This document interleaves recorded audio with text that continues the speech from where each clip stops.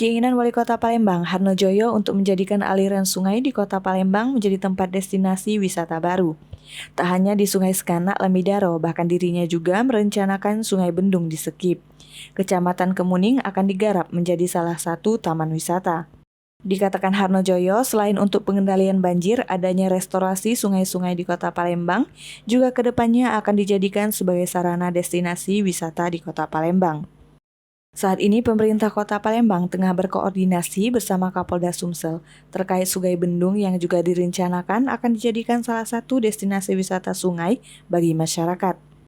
Mudah-mudahan sukses Festival Sekanak Lamidaro ini juga akan ada festival lain di sungai-sungai yang lain. Seperti Sungai Bendung juga, pokoknya nanti tidak akan ada sungai yang kita beda-bedakan.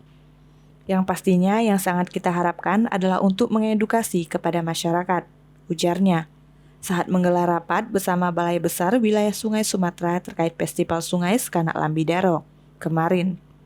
Dalam mewujudkan kecintaan terhadap anak sungai, pemerintah Kota Palembang akan menggelar Festival Sungai Sekanak Lamidaro. Rencananya, festival akan dilangsungkan pada 28 sampai 29 Januari 2022. Dikatakan Wali Kota Palembang, Harnojoyo, bahwa kegiatan festival sungai tersebut sangatlah membutuhkan dukungan serta kontribusi dari berbagai pihak.